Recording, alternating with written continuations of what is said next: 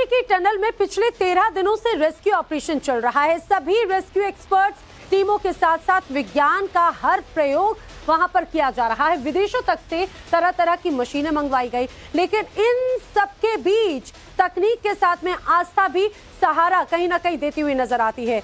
गुरुवार को बाबा बौखनाथ की डोली टनल वाली जगह पर पहुंची। वहां दिन रात बाबा बौखनाथ की पूजा अर्चना की जा रही है। कल तो सीएम धामी ने भी बाबा बौखनाथ से 41 कर्मवीरों की जान की सलामती मांगी, लेकिन इन सब के बीच में बाबा बौखनाथ को लेकर ही इलाके में कई तरह की चर्चाएं चल रही हैं। बाबा बौखनाथ को इलाके का इष्ट देव माना जाता है। लोगों के मन में कई तरह के सवाल जो हैं वो जरूर यहाँ पर खड़े हो रखे हैं, जो हर किसी का ध्यान अपनी तरफ खींच रहे हैं। इसीलिए बार बार कहा जा रहा है तो क्या मान गए हैं बाबा बौखनाथ, क्योंकि अब जिस तरह से दावा किया जा रहा है कि जल्द ही यहाँ पर सभी लोग जो हैं वो बाहर आ जाएंगे। सवाल ये कि क्या बाबा बौखनाथ की ही नाराजगी के चलते यह हादसा हुआ, क्योंकि इष्ट देवता बाबा बौखनाथ को माना जाता है, लेकिन वो क्या नाराज हो गए? ये नाराज किसने किया? बाबा बौखनाथ के नाराज होने का आखिर क्या कारण है, क्या वजह है? बाबा बौखनाथ पर जो वादा किया वो आखिर किसने नहीं निभाया है? इष्ट देवता बाबा बौखनाथ को आखिर अब कैसे मनाया जा रहा है, ये लोगों के मन में सवाल है। क्योंकि हमने देखा कि कैसे किस तरह से यहाँ पर लगातार कोशिशें की जा रही थी, किस तरह से यहाँ पर लगातार कोशिश की जा रही थी रेस्क्यू ऑपरेशन की, लेकिन सीधे रुक करते राकेश।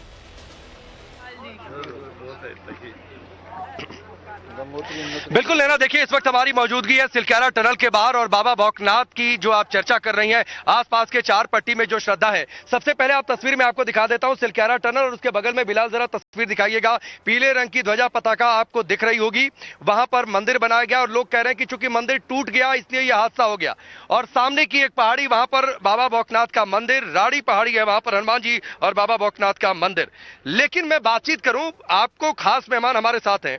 हमारे साथ इस वक्त गंगोत्री और यमुनोत्री दोनों जगहों से हमारे साथ जो है विधायक मौजूद हैं, चौहान जी हैं और साथ ही डोभाल जी हमारे साथ मौजूद हैं। आप सभी का बहुत बहुत स्वागत है। बाबा बौखनाथ की चर्चा बहुत हो रही है बरखा, मैं चाहूंगा आप जरूर इस बातचीत की आप शुरुआत आप ही करें। बिल्कुल, देखिए बाबा बौखनाथ की बहुत चर्चा है। जो लोग अंदर काम कर रहे हैं, जो स्थानीय हैं, वो बार बार ये कहते हैं कि बाबा बौखनाथ के आशीर्वाद से ये अभिषेक, ये रेस्क्यू ऑपरेशन जो है वो पूरा यहाँ पर किया जा सकेगा। जो स्थानीय लोग हमारे साथ जुड़े हैं और विधायक साहब जो जुड़े हुए हैं उनसे हम बात करेंगे। चौहान जी, इस बात का जिक्र हम काफी लंबे अरसे से सुन रहे हैं। यहाँ पर हमने कल डोली देखी जो पहुंचती है, लोग जयकारे लगाते हुए अंदर मौजूद जो लोग हैं उनकी सलामती की दुआएं करते हुए, प्रार्थनाएं करते हुए निकल जाते हैं। क्या कहेंगे आप? देखिए, ये बाबा बौखनाथ की धरती है, पूरा उत्तराखंड देवभूमि है। ये दिक्कतें जब हम सड़क खोदते हैं तो वास्तव में जगह जगह पे आती है और वहाँ पे मंदिर जो है बनाना पड़ता है। तो स्थानीय लोगों का जो कहना है कि कोई मंदिर रहा और जब टनल बनी होगी तो जो उन्होंने टनल खोदी होगी तो वहाँ पे ध्यान नहीं रहा, क्या नहीं रहा, तो वो टूट गया। तो वो कहते हैं कि ये बौखनाथ का प्रकोप है। तो हो सकता है इसमें कोई वो अतिशयोक्ति वाली बात नहीं है, लेकिन देवों की भूमि उत्तराखंड मान्यता है, तो यहाँ पे हम लोग उसको मानते हैं, स्थानीय लोग उसको मानते हैं। तो कहीं ना कहीं जो कहते हैं कि देवताओं का दोष है, तो हो सकता है कहीं ना कहीं देवताओं का दोष भी है। और मैं उस भगवान से, बौखनाथ से तो हम प्रार्थना करेंगे, माँ गंगा यमुना से प्रार्थना करेंगे, लेकिन उसके साथ जिस तरह से ये बहुत चैलेंजफुल रेस्क्यू था, मैं अपने देश के यशस्वी प्रधानमंत्री जी का भी आभार व्यक्त करता हूं और अपने मुख्यमंत्री जी का भी आभार व्यक्त करता हूं कि डेरा लगाकर दिन रात एक एक चीज पर, और उन तमाम जो हमारे विशेषज्ञ यहाँ पर आए उनका भी बहुत आभार व्यक्त करता हूं। पीएमओ का जब यहाँ पर हस्तक्षेप हुआ उसके बाद काम बहुत तेजी से हुआ है। चौहान जी, हम लोग हमेशा देख रहे हैं। अभिषेक डोभाल साहब भी हमारे साथ मौजूद है, बातचीत करें जरा।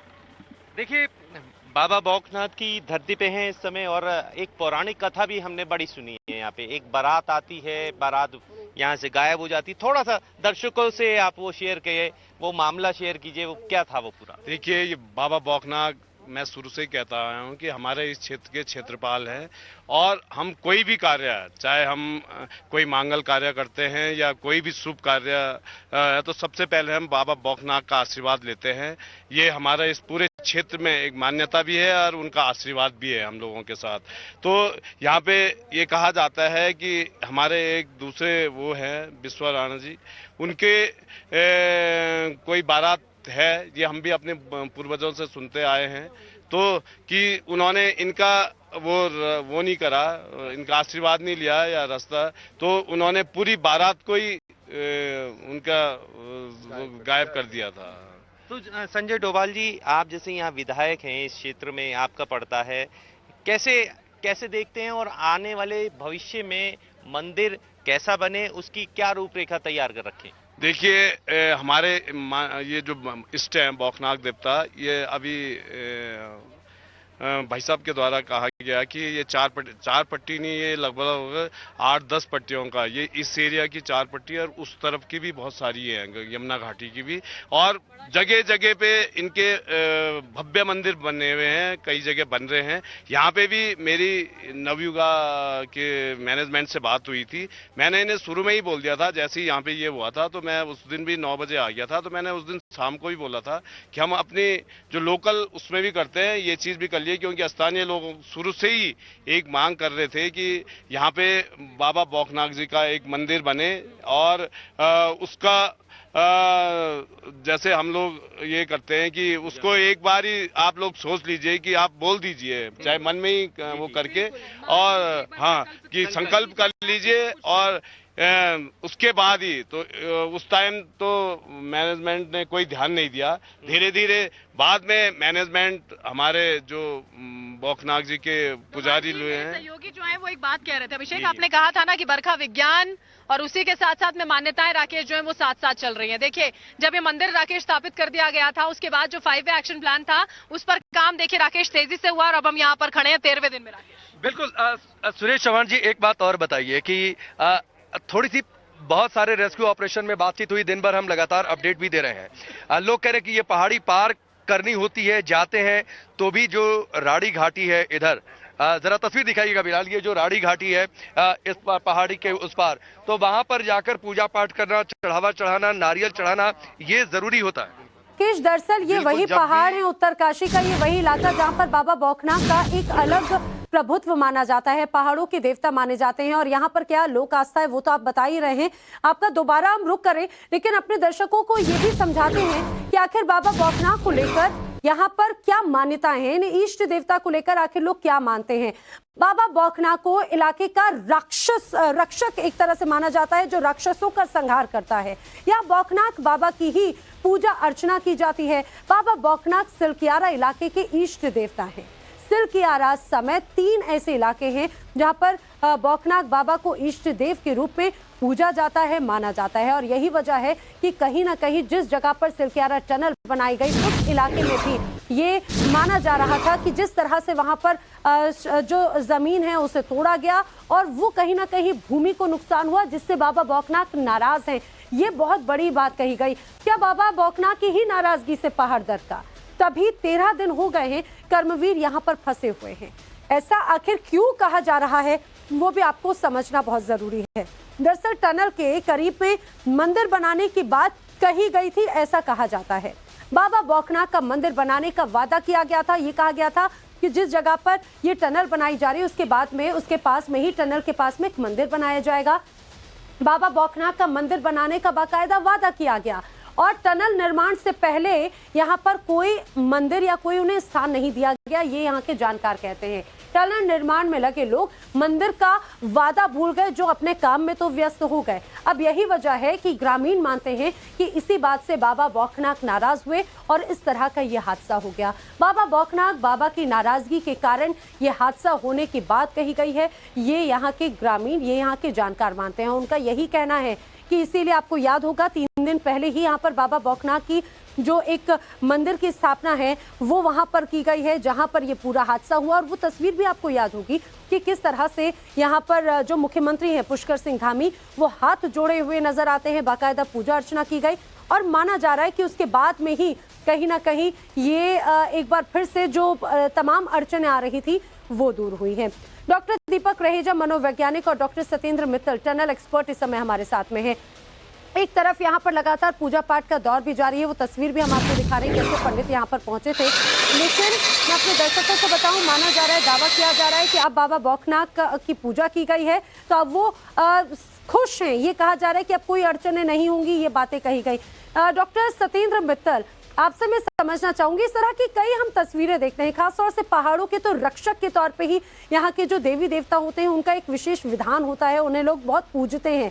जब भी ऐसा कोई इंफ्रास्ट्रक्चर होता है तो वहाँ के आराध्य, वहाँ के ईश को पूजा जाता है, विनती की जाती है कि भाई निर्विघ्न ये पूरा कार्य हो, जो भी बाधाएं हैं वो दूर हो। लेकिन ये दावा कि भाई मंदिर बनाने का वादा था, वादा पूरा नहीं हुआ और यह हादसा हो गया। जी, मैं काफी हद तक इस बात से सहमत हूँ और इससे पहले भी काफी प्रोजेक्ट्स, ऋषिकेश में भी एक बैराज बना था और वो जेपी एसोसिएट्स ने बनाया था, तो वहाँ पे भी उन लोगों ने एक मंदिर का निर्माण किया था, उसकी बहुत सुंदर परिकल्पना के साथ उसकी स्थापना की थी। मैंने वो मंदिर देखा है और वो भी एक कारण हो सकता है कि उस प्रोजेक्ट में पूरी सफलता जेपी एसोसिएट्स को मिली थी। और मैं खुद सिविल इंजीनियर हूँ, मैंने सुना है कि जेपी एसोसिएट्स की बहुत तरक्की उस प्रोजेक्ट के बाद हुई। तो हमारे यहाँ हिंदुओं में ऐसी मान्यताएं हैं और मैं काफ़ी हद तक सहमत भी हूँ। और मैं ये भी कहना चाहूँगा, यदि बाबा बौखनाग नाराज़ हो गए हैं तो वो जल्दी प्रसन्न भी हो जाएंगे। जैसे भोले जी को, शंकर जी को हम मानते हैं कि बहुत जल्दी मान जाते हैं, भक्तों को बहुत जल्दी क्षमा कर देते हैं। तो पूरा देश बाबा बौखनाग जी से प्रार्थना करता है कि हम सब पूरे देशवासियों की इस भूल को क्षमा करें और अपना आशीर्वाद दें, ताकि ये कार्य निर्विघ्न रूप से पूरा संपन्न किया जा सके। और उससे भी ज़्यादा ज़रूरी है कि जो हमारे 41 श्रमवीर अंदर फंसे हुए हैं उनकी जान को बचाया जा सके। बिल्कुल, और यही वजह है डॉक्टर सत्येंद्र की सब बस यही प्रार्थना कर रहे हैं कि भाई यहाँ पे बाबा बौखनाग अगर वो नाराज भी हैं तो देखिए वो तो रक्षक हैं, अपने बच्चों से कभी कोई ज्यादा देर तक खफा नहीं रह सकता, तो उसी तरह से उन्हें मनाने की कोशिश भी की जा रही है। वहीं एक तरफ जहाँ पर रेस्क्यू टीम लगातार 41 कर्मचारियों को बचाने में जुटी है, दूसरी तरफ लगातार हम देख रहे हैं देश के अलग अलग कोनों में दुआओं का दौर जारी है। कर्मचारियों की सलामती के लिए मंदिर में लगातार प्रार्थना की जा रही है। उज्जैन के महाकालेश्वर मंदिर में भी विशेष पूजा अर्चना की गई। 41 श्रमिकों की सुरक्षा के लिए विशेष पाठ किया गया। पुजारियों ने महाकाल के दरबार में पूजा की और विनती की है कि हे महाकाल, जल्द ही इन 41 कर्मवीरों को सुरक्षित बाहर निकालें। देखिए तस्वीर।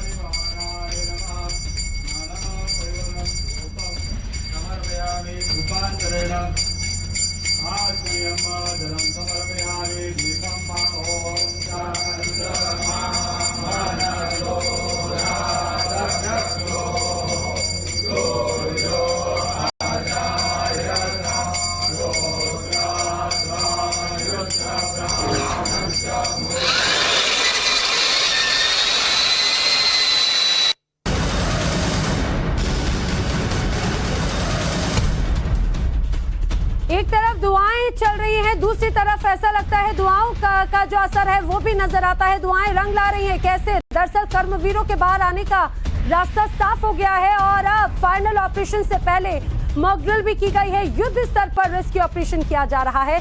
माना जा रहा है कि अब जो आने वाले 6 घंटे हैं वो बेहद अहम हैं ऑपरेशन जिंदगी के लिए, क्योंकि जिस तरह से जो तमाम बाधाएं आ रही थी उन बाधाओं को दुरुस्त करते हुए लगातार रेस्क्यू टीम आगे बढ़ रही है।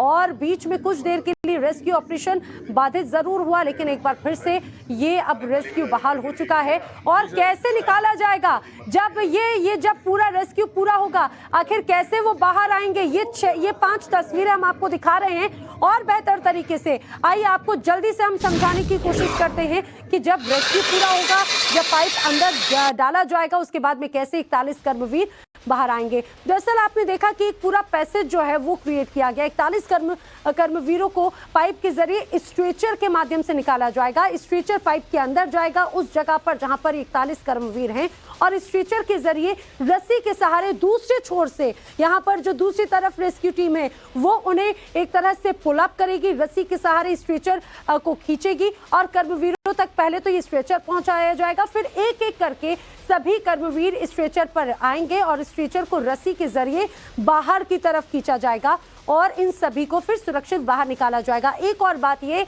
कि जब स्ट्रेचर अंदर जाएगा तो माना जा रहा है कि सबसे पहले उनके पास में ऑक्सीजन के लिए भी व्यवस्थाएं होगी, मेडिकल जो व्यवस्था है वो भी देखी जाएगी कि उन्हें कोई दिक्कत तो नहीं है, ये समझा जाएगा। और लगातार जिस तरह से जो तस्वीरें हम पहुंचा रहे हैं और हमारे साथ खास मेहमान भी मौजूद हैं, डॉक्टर दीपक रहेजा भी हमारे साथ में हैं। डॉक्टर दीपक, और खास तौर से हम इस केस में अगर देखें तो हम तमाम तकनीक और वैज्ञानिक पहलुओं को ध्यान में रखते हुए भी पूरा रेस्क्यू अंजाम दिया जा रहा है, लेकिन अब ऐसे में जब बात आस्था की आती है, हिंदुस्तान आस्था का देश है, और अगर हम देखते हैं हरिद्वार, ऋषिकेश की, पहाड़ों की, खासतौर से अगर उत्तराखंड की, तो वो है भी ऋषि मुनियों की धरती। यहाँ पर बाबा बौखनाथ के महत्व को हम समझते हैं, लेकिन इस पूरे मामले में ये किस तरह से मनोवैज्ञानिक तौर पर प्रभाव डालता है सर? देखिए, अगर इस तरह की विपदा आती है तो आप साम दाम दंड भेद, पूजा याचना, साइंस, टेक्नोलॉजी, देशी एक्सपर्ट, अंतर्देशीय एक्सपर्ट, इंटरनेशनल एक्सपर्ट, शायद इस मिशन में कोई भी स्टोन अनटर्न्ड नहीं छोड़ा गया। इन 41 कर्मवीरों की जो जान है, उनकी कीमत को किसी भी बड़ी कीमत से ज्यादा आंका गया है, और इस बात की प्रशासन को बहुत बहुत बधाई है। और यहाँ पे अगर एक स्थानीय मान्यता है कि बाबा बौखनाथ जो है वो क्रुद्ध हुए हैं और नाराज हुए हैं, और अगर कुछ पुजारी उनकी पूजा याचना में लगे हैं, तो मुझे लगता है उस सेंटिमेंट को हमें नकारना नहीं चाहिए, बिकॉज कुछ ऐसे वेरिएबल्स हैं जो हमारे हाथ में नहीं हैं, और उस तरह की मुश्किलातें सडनली आ जाती हैं। तो अगर हम प्रेयर्स का भी सहारा ले रहे हैं, और देखिए देश के बड़े बड़े जो मंदिर हैं वहां पे पूजा याचना चल रही है इन 41 कर्मवीरों की सेफ्टी के लिए, इनकी कुशलता के लिए, और ताकि इनको जल्दी से जल्दी रेस्क्यू किया जा सके।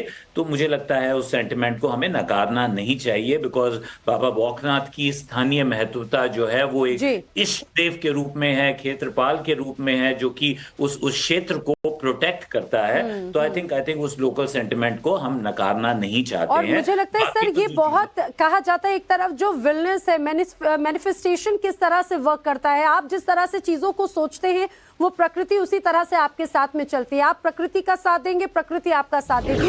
ये एक सिंपल सा फॉर्मूला नजर आता है। इसी बीच नव भारत से उत्तराखंड सरकार के ओएसडी ने खास बातचीत में कहा है कि जल्द ही हमें सफलता मिलेगी रेस्क्यू ऑपरेशन पर। भास्कर खुल्बे ने कहा है कि अगली ड्रिलिंग पर काम शुरू हो चुका है और 12 से 15 घंटे में रेस्क्यू की उम्मीद भी जताई जा रही है। भास्कर खुल्बे ने अभी ये कहा कि अभी अगले 6 मीटर तक जाना है।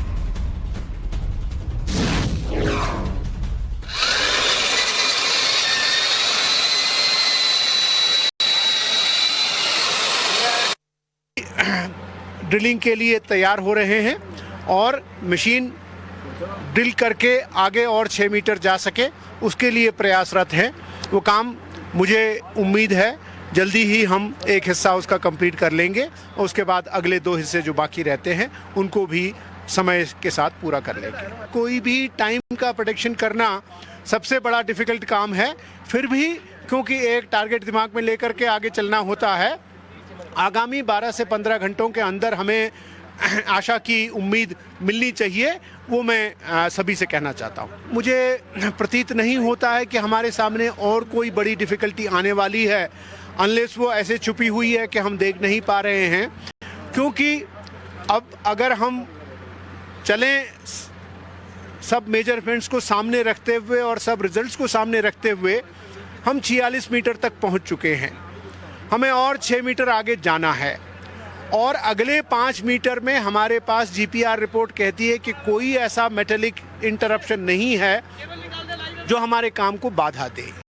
तो मुझे उम्मीद है क्योंकि अगले 6 मीटर उसके बाद के हम रिपोज के उस एरिया में होंगे जो सॉफ्ट होगा।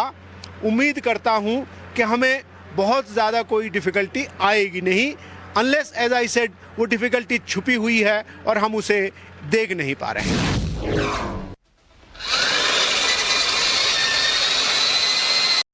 पड़ाव है वो आगे 6 मीटर तक जाने का है। जीपीआर टेक्निक के जरिए उम्मीद की जा रही है कि आने वाले जो 4 से 5 मीटर है उसमें किसी तरह की रुकावट नहीं है। बहरहाल भास्कर खुल्बे की बातचीत तो हम सुन चुके हैं, रेस्क्यू में अभी कोई बाधा नहीं, 60 मीटर और पहुंचना, अगले 5 मीटर तक दिक्कत नहीं। रेस्क्यू की समय सीमा हालांकि बताने की अगर बात करें तो उन्होंने कहा कि अभी रेस्क्यू की समय सीमा बताना बहुत मुश्किल है, लेकिन उनके अनुसार 12 से 15 घंटे बेहद अहम रहने वाले हैं और पूरी तरह से मॉनिटरिंग लगातार की जा रही है। टीम टनल में लगातार जो रेस्क्यू कर रही है, अब ड्रिलिंग के लिए तैयार है। पूरी तरह से मॉनिटरिंग हर चीज की जा रही है। अब नई तकनीक जो है उसका भी इस्तेमाल हम हर तरह से कर रहे हैं। ये तमाम बातें जो है भास्कर कुलबे की तरफ से कही गई है। तो आइए अब हम आपको 12 तस्वीरें दिखाते हैं। 12 तस्वीरों के जरिए समझिए रेस्क्यू मिशन में अब तक के लिए क्या बड़े अपडेट्स रहे हैं, कहां तक रेस्क्यू ऑपरेशन पहुंचा, तैयारियां क्या क्या हैं। देखिए जरा, 14 मीटर जो टीम थी वो कुछ देर पहले तक दूरी थी इसकी, लेकिन अब जैसा भास्कर कुलबे ने कहा, अब अगले 5 मीटर तक का रास्ता फिलहाल स्पष्ट है। जो जीपीआर टेक्निक से ये स्पष्ट पता चल चुका है कि आने वाले 5 मीटर तक कोई बाधा नहीं है। लेकिन शाम 6 बजे तक का रेस्क्यू की बात एक तरफ कही गई, दूसरी तरफ ये भी कहा जा रहा है कि जिस तरह से अभी 12 से 15 घंटे इंपॉर्टेंट है, लेकिन सभी स्वस्थ हैं, उनको खाने की वस्तुएं जो है वो भी लगातार प्रोवाइड करवाई जाती रही हैं। डॉक्टर सत्येंद्र मित्तल हमारे साथ में मौजूद हैं। डॉक्टर सत्येंद्र मित्तल, इस बात को समझाने की कोशिश कीजिए। एक तरफ रेस्क्यू चल रहा है, भास्कर कुलबे ने ये जरूर कहा कि आने वाले 5 मीटर तक इस तरह की कोई बाधा नजर नहीं आती, लेकिन ये भी वो कह रहे हैं कि जो हमारे ये 12 से 15 घंटे हैं वो बहुत ज्यादा अहम हो जाते हैं। सर, कितना चैलेंजिंग और आखिर ये चैलेंज क्यों है, ये जरा समझाइए। देखिए, जब भी इस प्रकार के ऑपरेशंस होते हैं तो इसमें चुनौती तो देखा जाए प्रथम कदम से ही शुरू हो जाती है हमारी, लेकिन जिस सूझबूझ और खूबसूरती के साथ एनडीआरएफ की टीम ने इस कार्य को यहाँ तक पहुँचाया है, हमें अब ज़्यादा चुनौतियाँ नहीं दिखती, परंतु कुछ भी कहना इस समय बड़ा मुश्किल है कि हम ये कह पाएं कि इतने बजे सभी लोग बाहर आ जाएंगे। ये मैं जरूर कह सकता हूँ, भास्कर कुलबे जी का बयान बहुत ही हमारे लिए खुशी एक लेके आया है कि कल सुबह तक हमारे सभी श्रमवीर नया सवेरा देखेंगे और कल शाम अपने परिवार के साथ जरूर दीपावली मना पाएंगे। चुनौतियां जरूर हैं, और जीपीआर की जो रिपोर्ट अभी कुलबे साहब से पता चला कि सबसे अच्छी बात है कि कोई मेटेलिक बॉडी अभी आगे नहीं दिखाई दे रही है। जो लेटिस गर्डर बीच में आया था वो लेटिस गर्डर को काटा जा चुका है, तो अब आगे केवल सीमेंट और बाकी जो मलबा है वो शायद शेष बचा है, जिसको हमारी ड्रिलिंग मशीन काटने में सक्षम है। तो हम यही प्रार्थना करते हैं कि अब कोई मेटेलिक बॉडी या लेटिस गर्डर या कोई हमारे पास लोहे की रॉड्स आगे ना मिले, ताकि इस कार्य को जल्दी से जल्दी पूरा किया जा सके। देखिए, और इसी वजह से, क्योंकि हमने देखा है कि जैसे वक्त बढ़ रहा है, वक्त के साथ में इंतजार भी बढ़ता जा रहा है और पेशेंस जो है वो भी जरूर कहीं ना कहीं एक उम्मीद जीतता है तो दूसरी तरफ उम्मीद हारता हुआ भी नजर आता है। दीपक जी, शायद यही वजह है कि अब मनोबल बढ़ाने के लिए खासतौर से अंदर इन जो कर्मवीर हैं उन्हें बाकायदा ऐसे कार्ड्स दिए जा रहे हैं, कुछ गेम सजेस्ट किए जा रहे हैं टाइम पास करने के लिए। सर, ये छोटी छोटी चीजें कितना इंपॉर्टेंट रोल निभाती हैं, क्योंकि एक कदम आगे बढ़ते हैं 10 कदम पीछे हो जा रहे हैं। देखिए, किसी भी मुहिम में जो अंतिम चरण होता है वो बहुत मुश्किल होता है। मुझे लगता है बिकॉज मेडिकल टीमें बनी हुई हैं, वहाँ पे प्रशासन के साथ मिलके काम कर रही है, तो कोई टाइम बाउंड टाइमलाइन डेडलाइन उनको श्रमिकों को नहीं दी जा रही। लेकिन क्योंकि अब ड्रिलिंग बहुत पास हो रही है तो उनको इस बात का एहसास है कि बहुत जल्दी शायद उन्हें रेस्क्यू कर लिया जाएगा। और क्योंकि पिछले 3 दिनों में ये उतार चढ़ाव कई बार आया है, तो मुझे लगता है कि हौसला कभी उदय होता होगा, कभी अस्त होता होगा। और यहाँ पे ये जो बोर्ड गेम्स या लूडो या जो कुछ चेस वगैरह या प्लेइंग कार्ड्स कुछ अंदर देने की जो मुहिम हुई है, I think it is very good, because यहाँ पे दिमाग को डिस्ट्रैक्टेड रखना बहुत जरूरी है। 2-3 दिन पहले जब एंडोस्कोपिक कैमरा अंदर गया था और उनसे बातचीत हुई थी, तो किसी ने मजाक में, एक श्रमिक ने कहा था कि हम टाइम पास जो है चोर सिपाही खेल के करते हैं। तो आई थिंक वो भी ये समझ रहे हैं कि प्रशासन लगा हुआ है और यहाँ पे मोस्ट पिवटल पॉइंट जो है वो उम्मीद है, आशा है, होप है, आस्था है। और ये आस्था वो बनाए हुए हैं कि प्रशासन जो है पूरी तरह से तत्पर है और लगा हुआ है और बहुत जल्दी उनको रेस्क्यू कर लिया जाएगा। और ये विलिंगनेस जो है, शायद इस विलिंगनेस ने उस मनोबल को मोटिवेटेड रखा है और ये श्रमिक हमारे साथ बने हुए हैं। मुझे लगता है कि वाकई में इनका ये मनोबल, जो विलिंगनेस है और जो पेशेंस है, वो काबिले तारीफ है, सल्यूट करने वाला है। इसी बीच उत्तरकाशी में रेस्क्यू ऑपरेशन से जुड़ी बड़ी खबर जानिए। सीएम धामी ने पीएम मोदी से फोन पर बातचीत की है और धामी ने पीएम मोदी को रेस्क्यू ऑपरेशन से जुड़ी हुई पूरी जानकारी दी है। पीएम ने सीएम धामी को जरूरी निर्देश दिए हैं। पीएम ने कहा है कि जब सभी श्रमिक बाहर निकलेंगे तो उनके स्वास्थ्य जांच हो और अगर जरूरत पड़ती है तो हॉस्पिटल और उन्हें घर भेजने की बेहतर से बेहतर व्यवस्था की जाए। पीएम मोदी ने निर्देशित किया है कि इसमें किसी भी तरह की कोई कमी नहीं होनी चाहिए। उन्होंने बचाव कार्य की प्रगति के बारे में भी जानकारी ली है। जैसा कि इसके पहले भी सीएम धामी लगातार बताते रहे हैं कि पीएम मोदी पूरे मामले पर खुद अब लगातार नजर बनाए हुए हैं और उन्हें पल पल की अपडेट भी वो खुद देते हैं, अवगत कराते हैं। और इस पूरे ऑपरेशन को कामयाब बनाने के लिए लगातार किस तरह से तमाम टीमें मौजूद हैं, लेकिन इस पूरे ऑपरेशन को अंजाम देने के लिए, सफल बनाने के लिए high tech tunnel drone, endoscopic flexi camera और हाई सेंसर मैपिंग कैमरे ने मिलकर कैसे बड़ी भूमिका निभाई, इसको भी आपको समझना चाहिए। दरअसल जिस तरह की ड्रिलिंग एरिया को स्कैन किया गया है और अभी भी वो प्रक्रिया लगातार जारी है, इसके ये कैसे हुआ, ये संभव हो पाया मैपिंग कैमरे के जरिए। ड्रिलिंग एरिया को स्कैन करना, 20 मीटर गहरे तक स्कैनिंग क्षमता इसकी मानी जाती है। पाइप और रास्ते के अड़ंगे पर इसकी बाकायदा नजर आती है। और आखिर ये कौन सी मशीन है, कहाँ की मशीन है, किसने बनाया, तो इसका जवाब है डीआरडीओ की तरफ से ये स्कैनिंग मशीन बनाई गई है। मैपिंग एक कैमरा है और इसकी क्षमता कैसी है तो हमने समझा। चलिए अब मैं आपको बताती हूँ हाई टेक्निक ड्रोन के बारे में, जो कि पूरे ऑपरेशन की लाइव स्ट्रीमिंग लगातार हम तक पहुंचा रहा है। ऑपरेशन की मुश्किलों का इसके जरिए आकलन किया जाता है। सुरंग के अंदर कैसे यहाँ पर परिस्थितियां हैं वो समझी जा सकती है। सुरंग के दुर्गम इलाकों तक इसकी पहुंच है। अब एक और सबसे अहम जिसका रोल यहाँ पर नजर आया, जिसकी तस्वीर हमने देखी थी और जिसके माध्यम से जो अंदर 41 मजदूर फंसे हुए हैं उनकी तस्वीर हम तक पहुंची, वो था एंडोस्कोपिक फ्लेक्सी कैमरा। और अगर हम एंडोस्कोपिक फ्लेक्सी कैमरे की बात करें, इसके बारे में भी समझिए। दरअसल ये जो कैमरा है बेहद मजबूत माना जाता है। छोटी जगह में मुड़ने में पूरी तरह से सक्षम होता है। पाइप से मजदूरों तक उसको कैसे पहुंचाया गया वो भी हमने देखा था। और मजदूरों के हालात पर इसी कैमरे के जरिए लगातार नजर रखी जा रही है। ध्वस्त सुरंग की दीवारों की हलचल की टोह भी इसके माध्यम से ली जा रही है। ज्यादातर एंडोस्कोपिक फ्लेक्सी कैमरे की तस्वीर हम देखते हैं कि इसका इस्तेमाल डॉक्टर्स करते हैं और ऑपरेशन के समय में किया जाता है, लेकिन इस बड़े ऑपरेशन में भी इसका इस्तेमाल हुआ। अब बात करते हैं अर्थ ऑगर मशीन, जिसका जिक्र बार बार शुरू से लेकर अभी तक होता रहा है। अमेरिकन टेक्नोलॉजी वाली ये हैवी मशीन ड्रिलिंग का काम करती है, लेकिन ना सिर्फ ड्रिलिंग बल्कि ड्रिलिंग के साथ साथ पाइप भी ये मशीन लगा रखी है। चट्टान हो या बड़े बड़े मलबे, उन्हें काटने में ये बेहद कारगर मानी जाती है और छोटी जगह में भी ऑपरेशन में ये सफल मानी जाती है, कामयाब मानी जाती है। आपको याद होगा शुरुआत से लेकर अभी तक अमेरिकन ऑगर मशीन जिसे मंगवाया गया और उसके बाद भी इसका इस्तेमाल किया गया है। और मेरे साथ में जो दो खास मेहमान हैं वो उनसे लगातार हम चर्चा कर रहे हैं। डॉक्टर सत्येंद्र, मैं चाहूंगी जरा आप इसको बताइए। कहा यह जा रहा था कि जैसे जैसे ये दूरी कम हो रही है, जैसे जैसे हम नजदीक जाते जा रहे हैं अपने इन मजदूर कर्मवीरों के पास में, जो आखिरी का समय है वो भी कितना चैलेंजिंग होगा, क्योंकि जैसे वो नजदीक, अभी तो जो ड्रिलिंग है, कंपन है, अंदर जो मलबा है, अगर वो उचकता है, अगर वो फैलता है तो उससे तो और जोखिम भी इनको हो सकता है। जी, मैं आपकी बात से सहमत हूँ। जो अभी ड्रिलिंग चल रही है उसका मलबा अंदर ही डाला जा रहा है जी। और कोई विकल्प हमारे पास नहीं है, क्योंकि जो पाइप है वो करीब 3 फुट व्यास का है।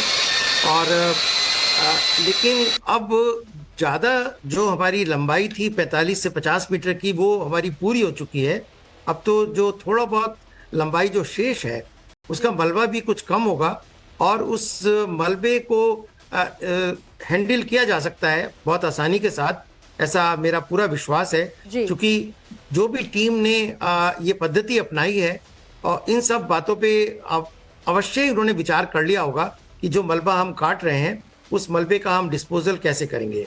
तो अब तो बहुत कम लंबाई बची है और उस लंबाई के बराबर जो मलबा हमारे पास आएगा उसको आसानी से हैंडल किया जा सकता है। बिल्कुल, और यानी वो कि किसी सर भी प्रकार अगर की ये मलबा आगे की तरफ जाता है, धूल का गुबार उड़ता है, अगर ये पूरा मलबा उछलता है तो उसको एक तरह से कैसे बाहर किया जा सकता है, दूर किया जा सकता है। लेकिन डॉक्टर दीपक रहेजो, एक बहुत अहम सवाल, एक तरफ प्रधानमंत्री मोदी खुद इस पूरे मामले पर नजर बनाए हुए हैं और उन्होंने ये सीधे निर्देश दिए हैं कि किसी तरह की कोई कोताही नहीं हो इनके परिवार के लिए और जो ये मजदूर बाहर निकलेंगे उनके लिए। सर, ये कितना इम्पोर्टेंट हो जाता है, मनोबल को बढ़ाने वाली बात होती है कि आपके जो देश के प्रधान हैं वो खुद आपसे कनेक्टेड हैं, आपकी कुशलता की कामना तो कर रहे हैं, ना सिर्फ आपके बल्कि आपके परिजनों के लिए भी व्यवस्थाओं की बात कहते हैं।